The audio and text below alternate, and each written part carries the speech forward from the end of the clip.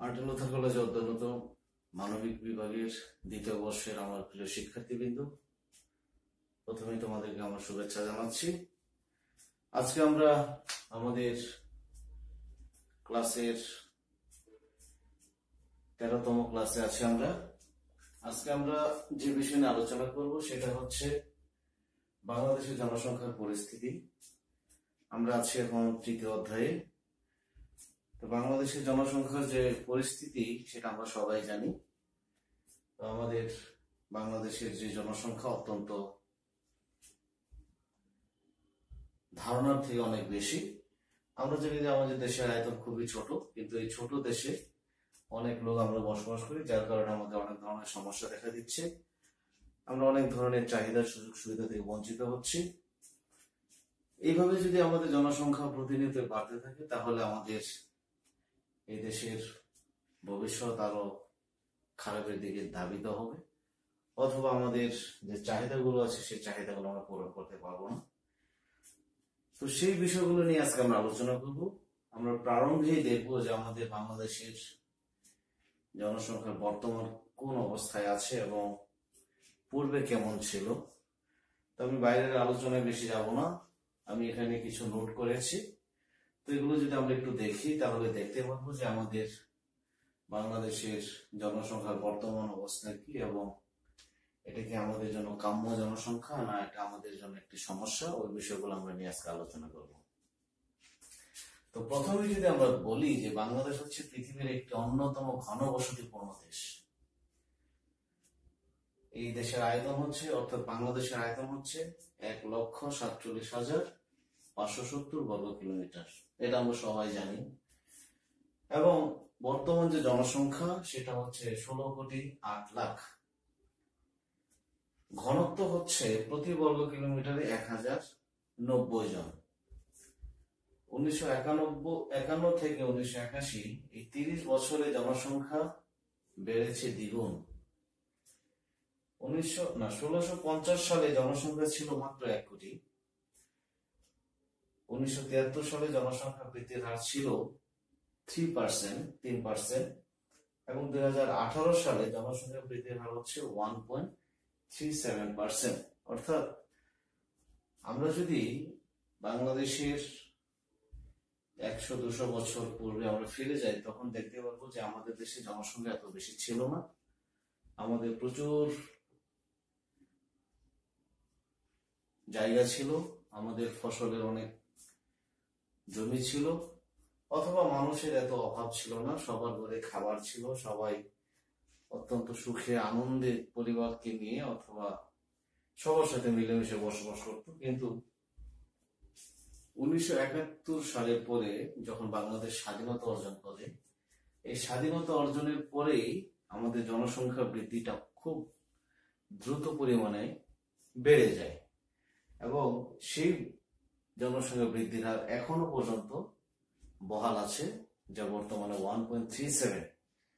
তো এই যে জনসংখ্যা বৃদ্ধির হার বেড়ে যাওয়ার পিছনে অন্যতম কারণ হচ্ছে, যেহেতু 1971 সালে আমরা স্বাধীনতা অর্জন করেছি, স্বাধীনতা অর্জন করার সাথে সাথে আমাদের অনেক ধরনের সুযোগ সুবিধা, আমাদের অনেক ধরনের আধুনিক অনেক ধরনের প্রযুক্তিগুলো আমাদেরকে বিভিন্নভাবে আমাদের জীবনে এসে অনেক সাশ্রয়ী করে তুলেছে, অথবা আমাদের কাজের গতিগুলো বাড়িয়ে দিয়েছে।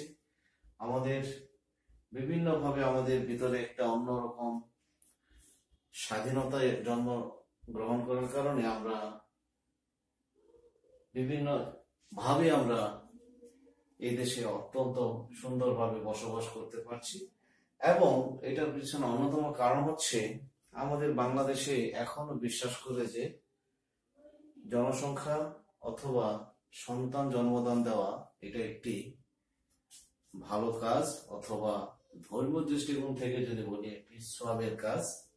তো যার কারণে অনেক সময় আমরা শুনতে পারি যে জন্ম দিয়েছেন যিনি, আহারও দিবেন তিনি। অর্থাৎ আমরা সবসময় সৃষ্টিকর্তার উপরে ডিপেন্ড করে থাকি অথবা নির্ভর করে থাকি। আমরা বলে থাকি যে সৃষ্টিকর্তাই হচ্ছেন আমাদেরকে পৃথিবীতে পাঠান, এবং তিনি আমাদের বিভিন্নভাবে আমাদেরকে বিভিন্ন দুর্দিনে অথবা সমস্যায় সাহায্য করবেন, অথবা আমাদের জীবন চলার পথে অনেক ধরনের সাহায্য সহযোগিতা করবেন। তো যাই হোক, সেই বিষয়গুলোতে আমরা যাচ্ছি না। তো বর্তমানে আমাদের ভিতরে একটা সচেতনতা জন্ম নিয়েছে। আমরা এখন মোটামুটি জানি যে অধিক জনসংখ্যা শুধুমাত্র একটি রাষ্ট্রের দেশের সমস্যা না, এটা আমাদের একটি পরিবার সমাজের সমস্যা। আমরা দেখি যে যে পরিবার অধিক সন্তান সন্ততি, সেই পরিবার অনেক ধরনের অভাব, সমস্যা অথবা অসুবিধা লেগেই থাকে। সেই পরিবারের শিশুরা, ছেলে মেয়েরা তাদের চাহিদা তারা যথাযথভাবে পূরণ করতে পারে না। এতে করে তারা সুস্থ স্বাভাবিকভাবে বেড়ে উঠতে পারে না এবং তারা জীবনে প্রতিষ্ঠিত হতে পারে না। এরকম অনেক ধরনের প্রতিবন্ধকতা সমস্যা আছে, যে সমস্যাগুলোর কারণে আমাদের অবশ্যই এই জনসংখ্যাটাকে নিয়ন্ত্রণ করতে হবে এবং আমাদের বাংলাদেশের কথা চিন্তা ভাবনা করে এই জনসংখ্যাকে কিভাবে কাম্য জনসংখ্যায় নিয়ে আসা যায় সেই অনুযায়ী আমাদের কাজ করতে হবে এবং সচেতনতা বিল্ড আপ করতে হবে। তো আমরা যদি দেখি যে আমাদের বাংলাদেশে বর্তমানে নারী এবং পুরুষের অনুপাত হচ্ছে 100.3:100, অর্থাৎ পুরুষের তুলনায় নারীর সংখ্যা বেশি। কিন্তু আমরা দেখি বাংলাদেশে নারীরা এখনো বিভিন্নভাবে তারা পুরুষের সমকক্ষ অথবা পুরুষের মতো করে তারা তাদের শক্তি, সামর্থ্য, দক্ষতা, যোগ্যতা প্রকাশ করতে পারছে না। এতে করে আমাদের বাংলাদেশের অনেক উন্নতিতে ব্যাঘাত ঘটছে, অথবা আমাদের যতটুকু সামনের দিকে এগিয়ে যাওয়ার কথা ছিল আমরা সেইভাবে সামনের দিকে এগোতে পারছি না। তো যাই হোক, একটা সময় আমাদের গড় আয়ু ছিল অত্যন্ত কম, কিন্তু এখন যেহেতু আমাদের উন্নত চিকিৎসা, আধুনিক বিভিন্ন ধরনের সুযোগ সুবিধা চলে এসেছে, আমরা এখন বিভিন্নভাবে এইসব রোগ প্রতিরোধ ক্ষমতা অর্জন করছি অথবা আমরা রোগ প্রতিরোধ করতে পারছি, যার কারণে আমরা এখন আর আগের মতো করে বিভিন্ন রোগের শরীরে মারা যাচ্ছি না। তো যার কারণে আমাদের গড় আয়ু বেড়ে গেছে। পুরুষের আমাদের প্রত্যাশিত গড় আয়ু নারী পুরুষ সবারই 71.6 বছর এবং পুরুষের হচ্ছে 70.3 বছর, মহিলাদের হচ্ছে 72.9 বছর। এখানে প্রশ্ন আসতে পারে যে পুরুষের তুলনায় নারীরা কেন অধিক বেঁচে থাকে। এটার অন্যতম কারণ হচ্ছে বাংলাদেশের পুরুষরা বিভিন্নভাবে পরিবারের ভার বহন করে, যার কারণে তাকে ঘরের ভিতরে এবং ঘরের বাইরে বিভিন্ন ধরনের পরিশ্রম করতে হয়, প্রচুর পরিমাণে স্ট্রেস নিতে হয়, যার কারণে পুরুষদের গড় আয়ু কম এবং নারীরা যেহেতু ঘরের ভিতরেই থাকে তেমন শারীরিক অথবা কায়িক শ্রম করতে হয় না, সবসময় তারা সুন্দর পরিবেশে থাকে, যার কারণে তাদের গড় আয়ুটা পুরুষের থেকে বেশি। তো যাই হোক, মোটামুটি আমরা আলোচনা করেছি যে বাংলাদেশে বর্তমানে আমাদের জনসংখ্যার কি অবস্থা। পৃথিবীর 1 নম্বর সমস্যা হচ্ছে জনসংখ্যার সমস্যা এবং বাংলাদেশেরও এখন বর্তমানে 1 নম্বর সমস্যা হচ্ছে জনসংখ্যার সমস্যা। বাংলাদেশ সরকার বিভিন্নভাবে এই জনসংখ্যা নিয়ন্ত্রণের জন্য তারা বিভিন্ন পরিকল্পনা উদ্যোগ গ্রহণ করেছে এবং জনগণকে সচেতন করছে, পরিবার পরিকল্পনার প্রতি আকৃষ্ট করছে, যেন পরিবারে অধিক সন্তান জন্ম না নেয়। আমাদের একটা স্লোগান হচ্ছে, একটি সন্তান হলে ভালো, 2টি সন্তান হলে, মানে একের অধিক সর্বোচ্চ 2টি সন্তান পর্যন্ত যদি আমরা নেই, সেটা আমাদের জন্য আদর্শ পরিবার হিসেবে বিবেচিত হবে। তো এইভাবে বাংলাদেশ সরকার বিভিন্নভাবে আমাদেরকে উৎসাহ দিচ্ছে এবং আমরা যেন নিজে থেকে আরো সচেতন হই, এটার জন্য আমাদেরকে অনেক ধরনের সুযোগ সুবিধা দিচ্ছে। তো যাই হোক, আমরা মোটামুটি দেখলাম যে আমাদের বর্তমান পরিস্থিতি কি। তো এই জনসংখ্যাটাকে যদি আমরা নিয়ন্ত্রণ করতে না পারি, তাহলে আমাদের বাংলাদেশের ভবিষ্যৎ আরো খারাপের দিকে ধাবিত হবে। আমরা এখন যে সুযোগ সুবিধাগুলো পাচ্ছি, সেই সুযোগ সুবিধাগুলো পাবো না। তো এখনই তো আমাদের বাংলাদেশে অনেক ধরনের সমস্যা দেখা দিচ্ছে। আমরা স্বচ্ছন্দভাবে অথবা সুন্দরভাবে জীবনযাপন করতে পারছি না। প্রতিনিয়ত আমাদের বিভিন্ন ধরনের ঘাটতি দেখা দিচ্ছে। আমরা বহির্বিশ্বের অন্যান্য দেশের উপর মুখাপেক্ষী হয়ে যাচ্ছি। তো এইভাবে যদি চলতে থাকে তাহলে আমাদের বর্তমান যে অবস্থা, এই অবস্থা আরো খারাপের দিকে ধাবিত হবে। তো যাই হোক, আমরা এবার দেখব বাংলাদেশের জনসংখ্যার সমস্যার প্রভাব। এই যে অধিক জনসংখ্যা, এটার প্রভাবে অথবা কারণে আমাদের কি কি ধরনের সমস্যা হচ্ছে। তো আমরা জানি যে বিশ্বে অনেক দেশ আছে যারা জনসংখ্যা প্রত্যাশা করে, কিন্তু তারা জনসংখ্যা তেমন ভাবে তাদের দেশে জনসংখ্যা বৃদ্ধি ঘটে না অথবা পায় না, যার কারণে তারা অন্যান্য দেশ থেকে জনসংখ্যা নিয়ে তাদের দেশের বিভিন্ন কাজের চাহিদাগুলো তারা পূরণ করে থাকে। তো আমাদের দেশে হচ্ছে অধিক জনসংখ্যা হওয়ার কারণে আমরা বিভিন্ন ধরনের কাজ থেকে বঞ্চিত হচ্ছে, অথবা আমাদের দক্ষতা যোগ্যতা থাকা সত্ত্বেও আমরা কাজ করতে পারছি না, অথবা আমাদের কর্মক্ষেত্রের অনেক অভাব দেখা দিচ্ছে।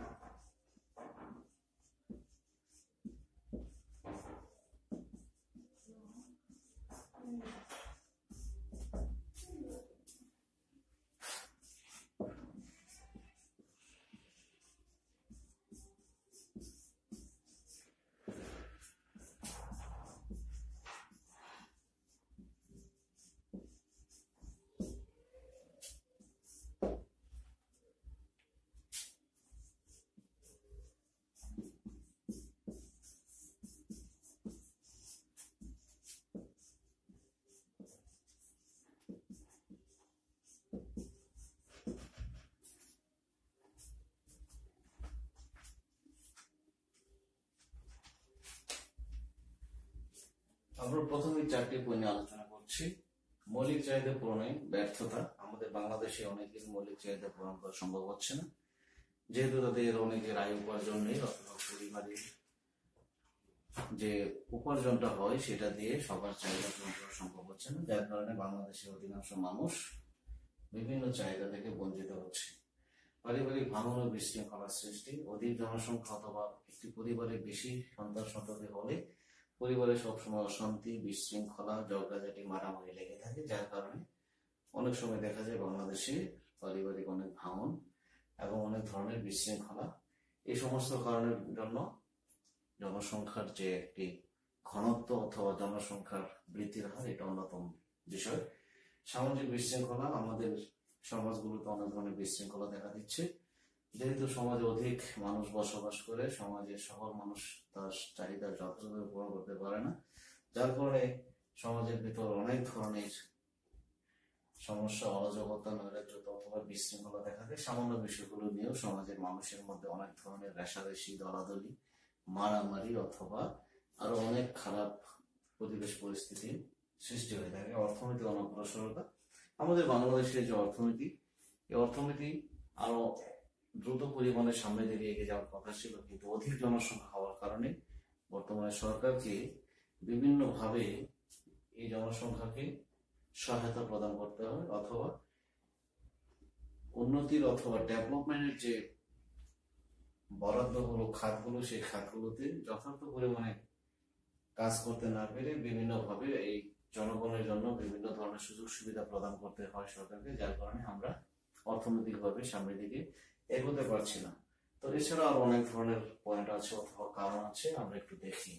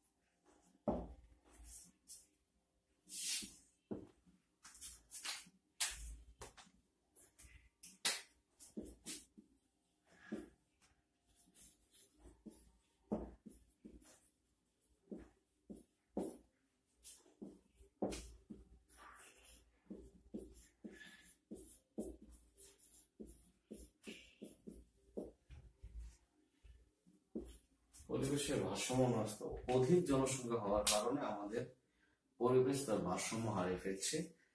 যেখানে আমাদের একটা সময় প্রচুর পরিমাণে বনায়ন ছিল, আমাদের প্রচুর পরিমাণে বৃক্ষ ছিল, গাছগাছালি ছিল, সেই সব জায়গাগুলো এখন মানুষজন তার বসবাসের জন্য, ঘর বাড়ি তৈরি করার জন্য নষ্ট করে ফেলছে, অথবা আমাদের নদীমাতৃক বাংলাদেশের যে নদী নালা খাল বিলগুলো ছিল, এগুলো ভরাট হয়ে যাচ্ছে, যার কারণে প্রতি বছরই আমাদের বিভিন্ন ধরনের প্রাকৃতিক দুর্যোগ অথবা সমস্যা লেগেই আছে। তো একটি দেশের সুষ্ঠু পরিবেশ বজায় রাখার জন্য তার 25% বনায়ন দরকার, কিন্তু আমাদের বাংলাদেশে এখন আছে মাত্র 12% বনায়ন, যার কারণে প্রাকৃতিক অনেক ধরনের সমস্যায় আমরা বিভিন্নভাবে ক্ষতিগ্রস্ত হচ্ছি। এটা অন্যতম কারণ হচ্ছে অধিক জনসংখ্যা। অপরাধমূলক কর্মকাণ্ডের প্রসার, প্রতিনিয়ত বাংলাদেশের অপরাধমূলক কর্মকাণ্ড বেড়ে চলেছে, কারণ জনসংখ্যা যত বাড়ছে সেই অনুযায়ী আমাদের কর্মসংস্থানের সুযোগ হচ্ছে না, অথবা ব্যবস্থা করতে পারছে না সরকার, অথবা চাহিদা পূরণ করতে পারছে না। তো মানুষ যখন তার চাহিদা পূরণ করতে ব্যস্ত হয়, তখনই সে বিভিন্ন অপরাধের সাথে জড়িয়ে পড়ে, এবং যখন সে অপরাধ কর্মকাণ্ডের সাথে জড়িয়ে পড়ে, তখন সমাজে অনেক ধরনের নিরাপত্তাহীনতা অথবা আমাদের জীবনযাপন চলাফেরা অনেক ধরনের হুমকি দেখা দেয়। শিক্ষা সমস্যা, বাংলাদেশের অনেক শিশু ছেলে মেয়েরাই শিক্ষা থেকে বঞ্চিত হচ্ছে। মা বাবা অথবা পরিবার তাদেরকে শিক্ষার যে ব্যয়ভার, এই ব্যয়ভারটা বহন করতে পারছে না, অথবা সরকারের পক্ষেও সম্ভব হচ্ছে না যে এত অধিক জনসংখ্যাকে সবার জন্য শিক্ষাটাকে সমানভাবে দেওয়ার জন্য অথবা সুযোগ সুবিধা প্রদান করার জন্য। খাদ্য ঘাটতি, খাদ্য ঘাটতি মানে হচ্ছে প্রতি বছরই আমাদের খাবারের ঘাটতি থাকে। আমরা বিভিন্ন দেশ থেকে খাবার নিয়ে আসি, আমদানি করে থাকি, এবং তারপরে তো প্রাকৃতিক অনেক ধরনের দুর্যোগ, বন্যা, খরা, জলোচ্ছ্বাস আছে, এই সব কারণে আমাদের অনেক ফসলের ক্ষতি হয়। তো এটা অন্যতম কারণ হচ্ছে অধিক জনসংখ্যা। এই অধিক জনসংখ্যার কারণে আমাদের বাংলাদেশে প্রচুর পরিমাণে খাদ্য ঘাটতি, এবং এই ঘাটতি পূরণ করার জন্য আমরা অন্য দেশের উপর ডিপেন্ডেবল।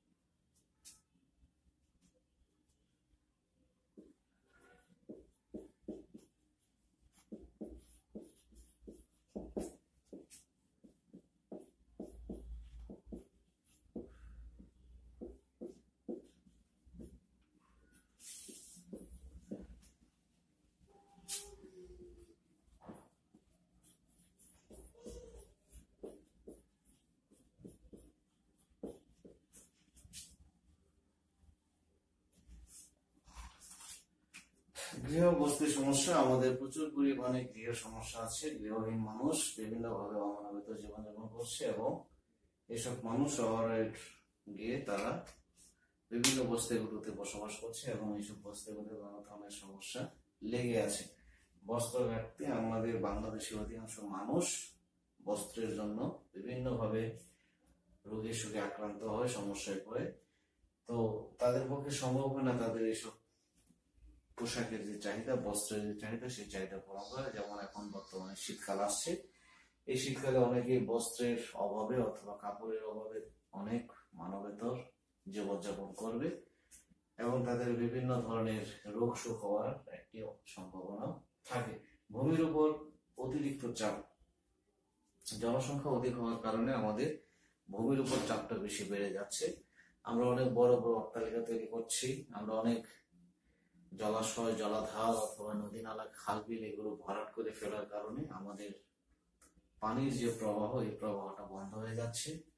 ভূমিতে অনেক ধরনের রাসায়নিক কেমিক্যাল অথবা জৈব অথবা রাসায়নিক যে বিভিন্ন ধরনের বিষাক্ত যে কেমিক্যাল গুলো, এই কেমিক্যাল গুলো ভূমির উর্বরতা শক্তি নষ্ট করে দিচ্ছে, যার কারণে আমাদের ফলন আর আগের মতো হচ্ছে না। আমরা প্রত্যাশা অনুযায়ী আমাদের পণ্য আমরা চাষাবাদ করে আমরা লাভবান হতে পারছি না। স্বাস্থ্য ও পুষ্টি সমস্যা, আমাদের বাংলাদেশে বেশিরভাগ নাগরিকেরই স্বাস্থ্য এবং পুষ্টিগত সমস্যা আছে। আমরা আসলে সেইভাবে আমাদের স্বাস্থ্য সচেতন না এবং আমরা যে কি পরিমাণে আমাদের পুষ্টি অথবা খাবার গ্রহণ করতে হবে, কি কি খাবার খেলে পুষ্টি সমৃদ্ধ খাবার আমাদের শরীরে প্রবেশ করবে, সেই বিষয়গুলো আমরা পর্যাপ্ত পরিমাণে আমরা অবগত না, যার কারণে আমাদের এই অনেক ধরনের সমস্যা, স্বাস্থ্যগত এবং শারীরিক মানসিক সমস্যা আমরা আক্রান্ত হই।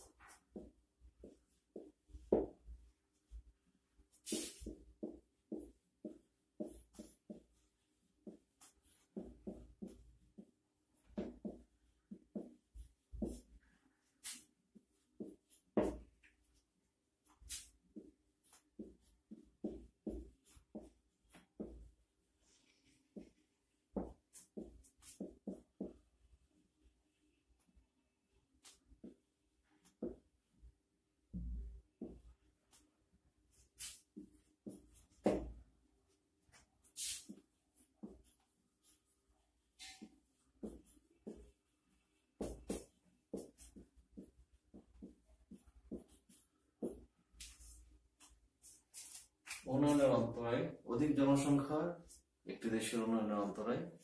আমাদের বাংলাদেশের জন্য এই অধিক জনসংখ্যা একটি অভিশাপ, অথবা আমাদের উন্নয়ন অথবা উন্নতির যে একটি গতিশীলতা, সেই গতিশীলতায় বাধা প্রদান করে থাকে প্রতিনিয়ত। তো বাংলাদেশের বর্তমান যে অবস্থা, এই অবস্থায় বাংলাদেশের আরো দ্রুত উন্নত হওয়ার কথা ছিল, অথবা আমাদের অর্থনৈতিক প্রবৃদ্ধির হার আরো বেশি হওয়ার কথা ছিল। কিন্তু এই যে জনসংখ্যার যে চাপ, জনসংখ্যার যে বিভিন্ন ধরনের প্রয়োজনীয়তা, সরকার এগুলো পূরণ করতে গিয়েই বিভিন্ন ধরনের যে উন্নয়নমূলক কার্যক্রম, সেই কার্যক্রমগুলো যথাযথভাবে সম্পাদন করতে না পারার কারণে আমাদের বাংলাদেশ অন্যান্য দেশের থেকে অনেক পিছিয়ে রয়েছে, অথবা যতটুকু সামনের দিকে এগিয়ে যাওয়ার কথা ছিল সেই প্রত্যাশা অথবা আমরা সেভাবে সামনের দিকে এগিয়ে যেতে পারি নাই। বৈদেশিক নির্ভরতা, আমাদের বাংলাদেশ প্রতিনিয়ত অন্যান্য দেশের উপর নির্ভরশীল, যে দেশগুলো অর্থনৈতিকভাবে বিভিন্নভাবে তারা সমৃদ্ধ অথবা তাদের দেশের চাহিদা পূরণ করার পরেও তাদের অনেক উদ্যোগী থেকে যায়। তো সেই সব দেশ আমাদেরকে বিভিন্নভাবে সাহায্য সহযোগিতা দিয়ে থাকে। তো একটা সময় আমাদের ম্যাক্সিমাম কার্যক্রম অথবা ম্যাক্সিমাম বিষয়গুলোই অন্য দেশের উপর নির্ভরশীল ছিল, কিন্তু বর্তমানে আমরা এখন অর্থনৈতিকভাবে সামনের দিকে অগ্রসর হওয়ার কারণে এখন বৈদেশিক যে নির্ভরতা এটা অনেকাংশে কমে গেছে। তারপরে এখন আমাদেরকে অনেকভাবেই বৈদেশিক নির্ভরতার উপর নির্ভর করতে হয়। অন্যথায় আমাদের দেশের যে বিভিন্ন ধরনের অভাব অথবা ঘাটতি, সেই ঘাটতি আমাদের নিজস্ব পণ্য দিয়ে, নিজস্ব উৎপাদন দিয়ে আমরা কোনোভাবেই পূরণ করতে পারছি না অথবা পারি না।